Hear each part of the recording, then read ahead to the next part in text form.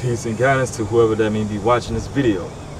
Today, I want to expound on something, and I really want to, I'm not going to go into too much depth on this subject. Excuse me. But I do want to touch on it a little bit, which is the physical body. Now, the physical body, as we know, is the organism, the biology, the chemistry, the biochemistry, the physiological, entire, material makeup of our being, right? But this is only one body. There are several other bodies that are tethered to this body, that coexist with this body in tandem, multidimensional. So when you understand this, you will be aware that your body is something to be treated sacred. And it is, because this is your vessel, your vehicle, here in the physical, tridimensional space in which we dwell, called three-dimensional reality, the material world, material universe, whatever you want to call it. This is our experience, and it is the vessel, and it is the connection to the divine and the other dimensions, the higher dimensions, higher as in terms of frequency, vibration, So therefore, higher is less dense, meaning it's more sparse, it's less particles being tightly woven together as it is here, where in the physical plane, as Kabbalists call Malkut, like it's more, the particles here are more dense, therefore matter seems to be solid, such as this pillar I'm touching, So when you understand this actual science and the mathematical, just the mathematical, properties of how this material reality or experience functions, you will, operate a bit differently within and without yourself, right? So the average person here in America, especially in this Western society, treats their body like trash, A lot of us, we eat trash, we consume trash, we consume poisonous chemicals that are in, genetically modified foods, artificial foods, all these different colorized foods and drinks and sodas and acidic beverages and everything that we consume daily, weekly, and it's a disservice to our temple that is the physical body, That was a bug that's flying by, so don't just think, this guy might got physical Tourette's or some shit just slapping the air, like, nah, there's a bug flying by. I don't know if the camera caught it, but yeah. So, anyway, as I'm saying, a lot of us treat our bodies like trash, So it's best to reverse this, self-detrimental behavior and to begin to pretty much appreciate our bodies, because it is a temporary experience, regardless if we incarnate different times and all this sort of different things. And, like, it doesn't matter. Like, the fact is you're here now in the body that you're in. So appreciate it. Appreciate the experience, especially if you are able to walk. If you are physically mobile and able to move on your own volition, if you can hear, if you can see, if you can speak, because there are many people in this world that do not have such luxuries, I don't know if that caught that, but that shit was crazy. But anyways, a lot of us take our physical faculties and, abilities for granted. And then when something goes awry, we then start to, I'm so sorry for this or whatever. Like, we have to remain in this constant state of forgiveness with ourselves and our bodies, because a lot of us really don't know any better. We grow up in a culture, in a society that is pretty much satanic. It's utterly evil, evil in terms of reversing that which is progressing forward. Evil in terms of limiting the infinite expression of true intelligence. So, it's just things like that. Like, that bug just flew in my face, I ain't gonna let him fly in my mouth. But, we share space here, with all the other organisms, So, if it was in my house, he'll be dead, but, I'm getting into a whole nother, I'm digressing.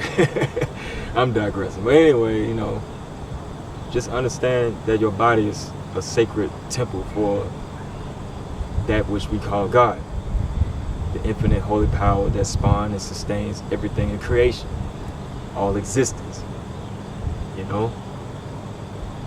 And to speak on the several other bodies that are tethered to this physical body, there's the etheric body, which is pretty much the vessel that is, encompassing the biochemical and chemical, particles of the body. That's the level that the etheric body is at. That's where all this physiological processes, like that's what the etheric body is. This is what some people, some mystics or esotericists call the subtle body. And then there is the astral body, which is the body in which we dwell whenever we enter a lucid dream, or whenever we astral project, whether consciously or inadvertent. That's the body that we pretty much operate in the higher dimensions, such as the fourth, fifth dimensions or whatever, that are pretty much contained within the space that we call the imagination.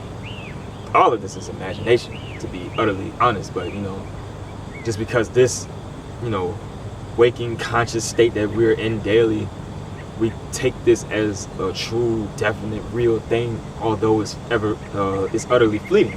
And not only is it utterly fleeting, but as each situation or event occurs, that event disappears into the past, which is memory. And memory contains and holds all of that which has passed.